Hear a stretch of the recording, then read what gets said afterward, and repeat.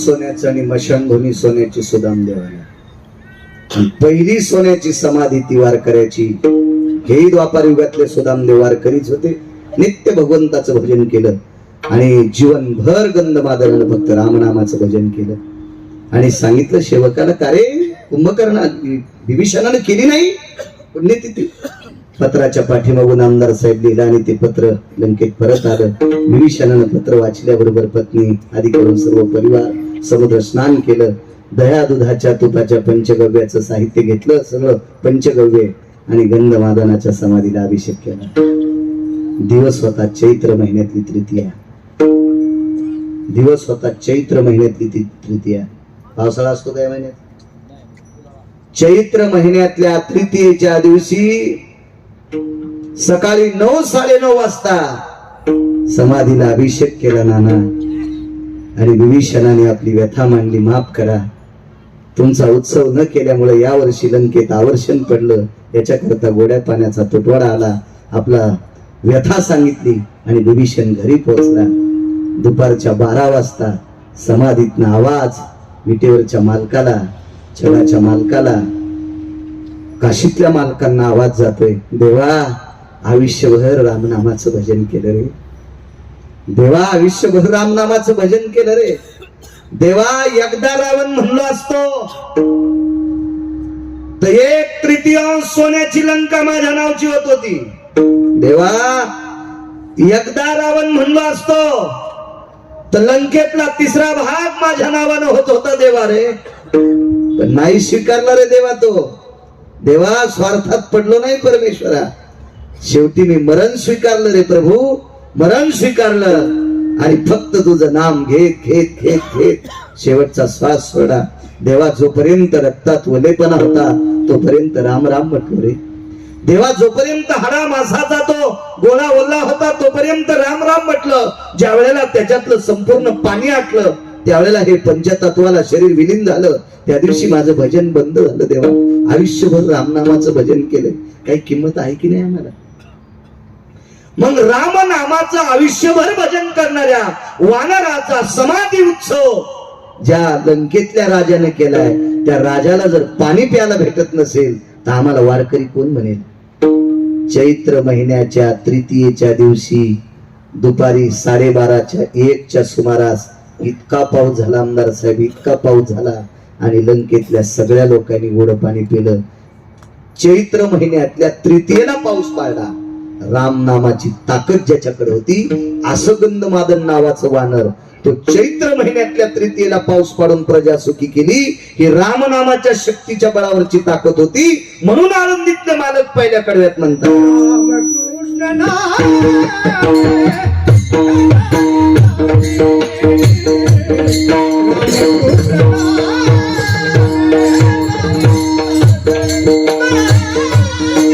Krishna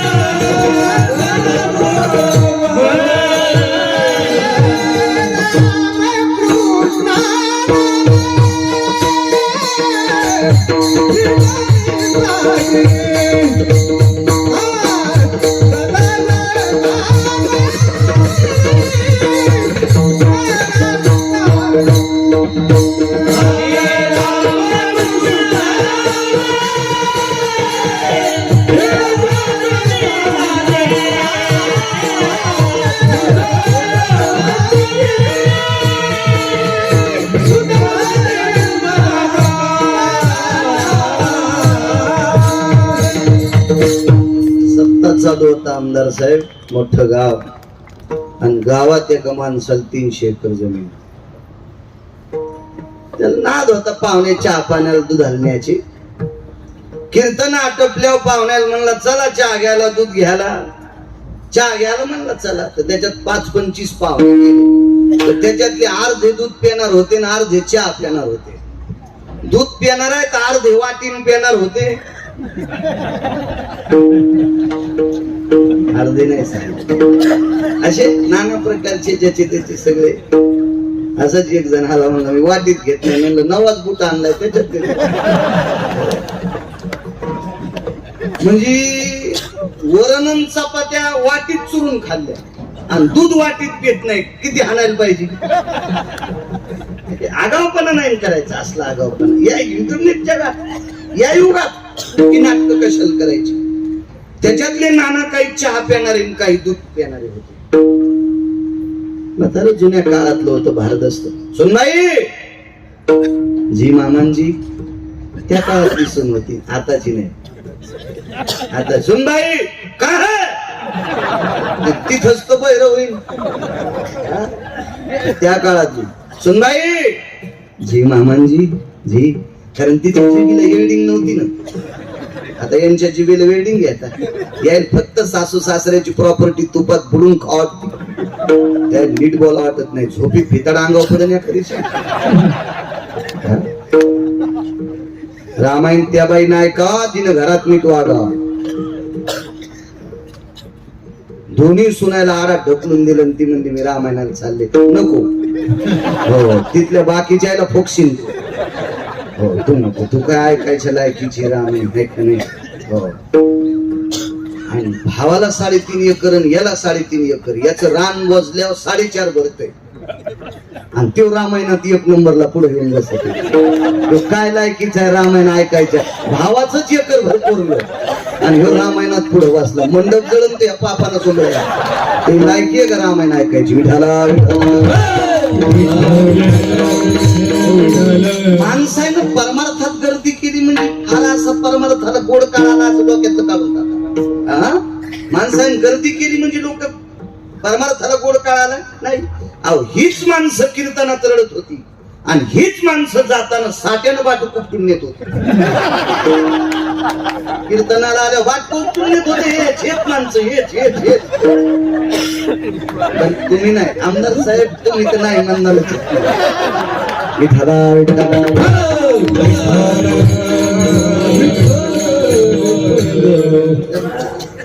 मला नाही असं काही मोठे. कारण सांगतो तुम्हाला, आज नाना फुकट गाड्या सोडा. ज्याच्या गळ्यात माळी आहेत ते पण सैलानी बाबाला जाणार. फक्त गाड्या फुकट सोडा. तेव्हा कळते. एक प्रकार तर आज सांगत नाही किती नीच पात्र. वानर काय टोकाची होती. XYZ पुढाऱ्यानं रिकाम्या पिशव्या वाटल्या. पिशव्यात काय असेल देव जाणे.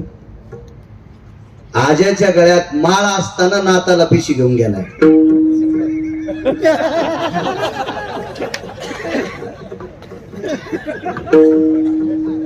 माणसाने गर्दी केली म्हणजे लय गर्दी येत असं नाही.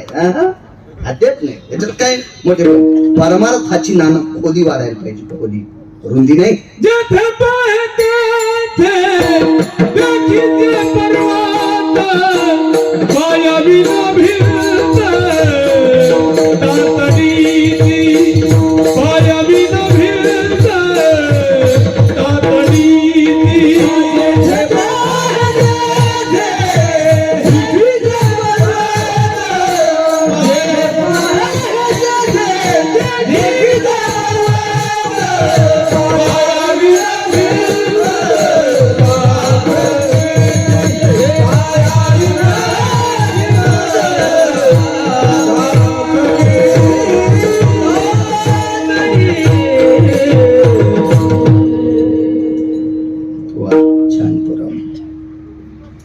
नाव द्यायला की कोटीची नोट म्हणायचं.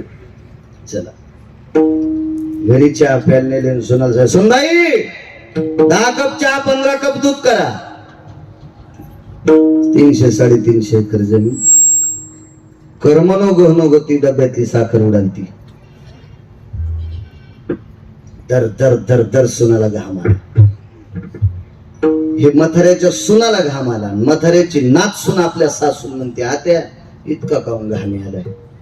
तुला माहितच नाही तू आज सासऱ्याची कसालत बाई त्या आकड्याच्या काठी मारताय. झालं काय मी सकाळी सांगायला पाहिजे होती साखर संपली म्हणून. मग आपल्यासाठी का दुकान उघडायचे नाही का? अगं पाहुण्यापासून गेल्यावर सगळी प्रतिष्ठा मातीत जाती ना. 300 एकर जमीन आहे ना आपल्याला. सून हुशार होती म्हणजे म्हाताऱ्याची नाच सून. ती म्हणली आत्या फक्त दूध गोड होण्याला संबंध आहे आणि साखर चहा गोड झाला पाहिजे. आणि ती म्हणली मग काय टाकी ती? कुलवान घराण्यात ती सून होती नाना. ती म्हणली माझ्या लग्नात रुख होत आलेला आहे साखरेचा. 10 कप दुधात किती महाराज टाकू आणि 15 कप साखरेत किती 15 कप चहात किती बदक टाकू. रुख येत होता बरं. साखरेचे बदक, साखरेचे महाराज, साखरेच्या चिमण्या, साखरेचे पाखर. मला सांगायचे कुलवान घराण्यातली सून असल्यामुळं आपल्या सासूची इज्जत झाकली.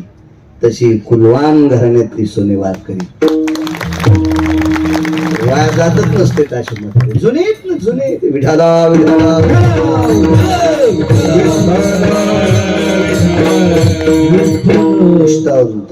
वा.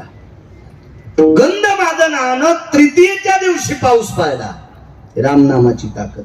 पुढे ऐका पुढे ऐका किती मोठं रामनाम श्रेष्ठ. एकदा म्हणे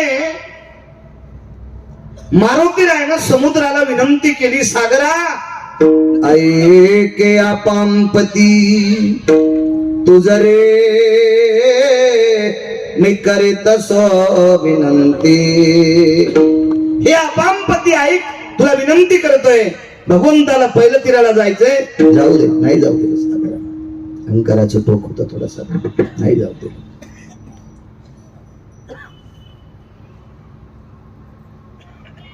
नळ नावाचं वानर आहे. या वानरावर एक कृपा झाली. त्यानं दगड पाण्यात टाकला की तरंगत होता. तुका म्हणे नळा सागरी तारी आल्या शिळा. त्याच्या हाताने दगड तरंगत होते. पण ही का कृपा झाली? येतोय अलीकडे थोडासा. पवित्र गंगेच्या तीरावर एक साधू पहाटेच्या प्रहरी आपली साधना करीत होते. आणि ती साधना होती शालिग्रामाची पूजा करत होते. शालिग्राम म्हणजे विष्णू. विष्णू. आता अयोध्येचं राम मंदिरातल्या ज्या मूर्त्या आहेत अयोध्येतल्या ह्या गंडकी नावाच्या गंगेतल्या पाषाणाच्या आहेत. आणि गंडकी नावाच्या गंगेत जेवढे पाषाण असतात आमदार साहेब ते विष्णू आहेत. हो, कारण तिथे विष्णूला शाप प्रदान झाला आणि भगवान पाषाण रूपात पडले. शालिग्राम विष्णू. तर काही अधिकारी लोक नाना शालिग्रामाची पूजा करायचे भगवान विष्णू समजून. आणि शालिग्रामाला कुठलंही फुल चालत नाही. फक्त तुळशीचं पान. शालिग्रामाला फक्त तुळशीचं पान चालते. पान. आणि अधिकार जर त्या योग्यतेचा असेल आणि शालिग्राम जर तसा तितका शुद्ध सापडला असेल तर जेवढी तुळशीची पानं टाकली त्याच्यातली अर्धी शालिग्राम सेवन करत असतो. अशी मोठ्या लोकांचं वाक्य. आता तसा शालिग्राम पाहला आपली पात्रता नाही आणि ज्याच्या हातानं तुळशीचे पानं खायली हे असाही आपल्याला दिसला नाही. आपलं दोन्ही गुण शिकवावलं. तर शालिग्रामाची पूजा करणारा महात्मा डोळे झाकून भगवंताचं चिंतन करायचे आणि नळ नावाचं वानर तितक्या शालिग्राम उचलायचं पाण्यात टाकायचं. विठ्ठलच्या मालकांचा गोड सपोरा आहे. कधी कधी वाचा वेळ भेटल्याच्या नंतर मोठ्या मोबाईल मध्ये विचका ग्रंथ कधी याचं काम नाही तुम्हाला. बोट फिरी जाते काचा वाचत. त्या ऍप घ्या म्हणतात ना. मग ते तुम्ही ते डाउनलोड करा आणि मग ते फिरीत राहा. भंगाऱ्याला चॅटिंग करण्यापेक्षा ते बघा. देव तुमचं कल्याण करेल.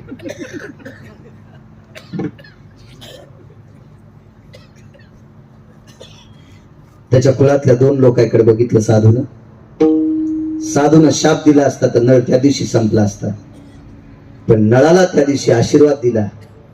शाप म्हणा की आशीर्वाद म्हणा, तू दगड पाण्यात टाकले की तरंगतील. नळ तो शालिग्राम पाण्यात टाकायचा आणि नळ निघून गेला की महाराजाची समाधी उत्थान झाली की पाण्यावर तरंगलेला शालिग्राम घेऊन यायचे. असं एक मुद्दा, अजून 2 मुद्दे, पण सगळ्या गोळ्या एकखटे घेतल्यावर रिॲक्शन येत असते. विठाला विठाला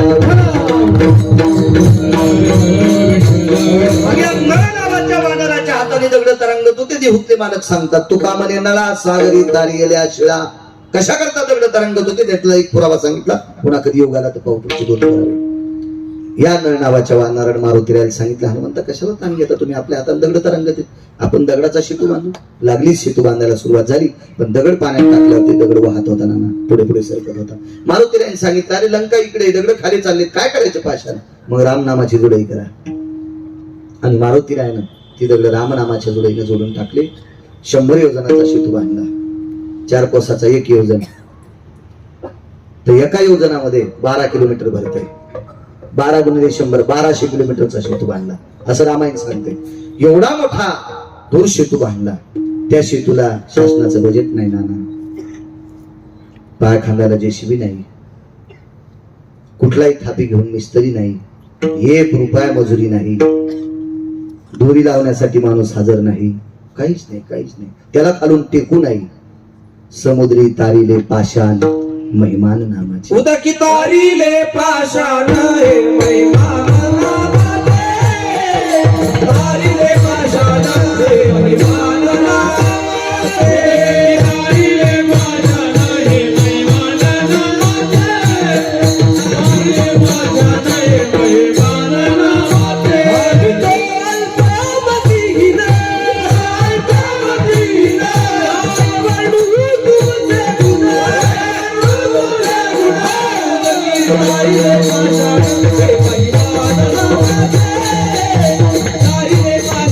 हे महिमान नामाचे.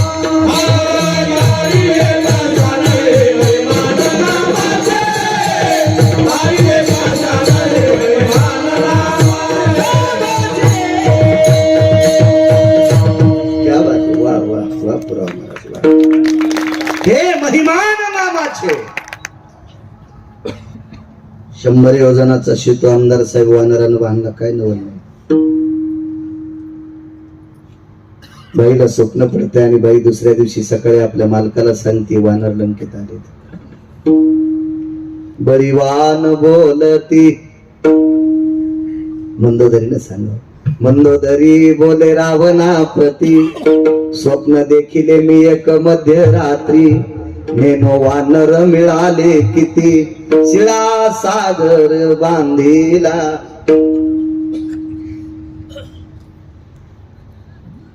दोघे धनुर्धर आणि वानर.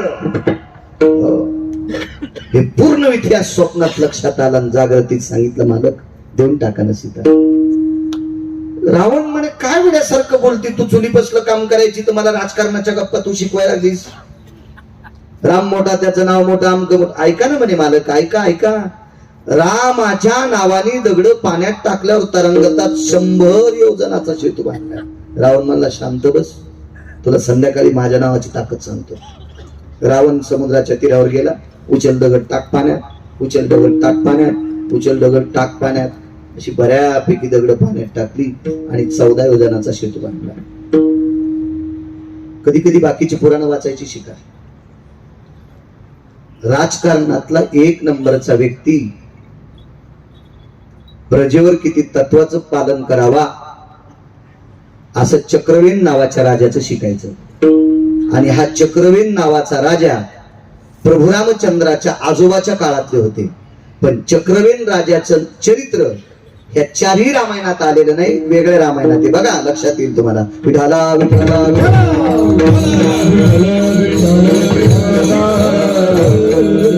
हा चक्रवेन नावाच्या राजाच्या पुढे लंकेचा राजा गुडघे टेकून बसत होता. का बुवा, गुडघे टेकून. फक्त 127 सैन्य होतं. 127 सैन्य ज्या राजाचं, त्याच्याकडे रावण गुडघे टेकून बसत होता. गुडघे. त्यानं लंका तयार केली वाळूचे आमदार साहेब. आणि लंकेतल्या एका भिंतीला बोट मारल्याबरोबर खऱ्या लंकेतलं बिघाड पडतंय. प्रस्थाच्या घराला बोट मारल्याबरोबर प्रस्थाचं घर पडतंय. इतकी त्याची ताकद गुप्तचरांनी सांगितलं. चक्रवेण नावा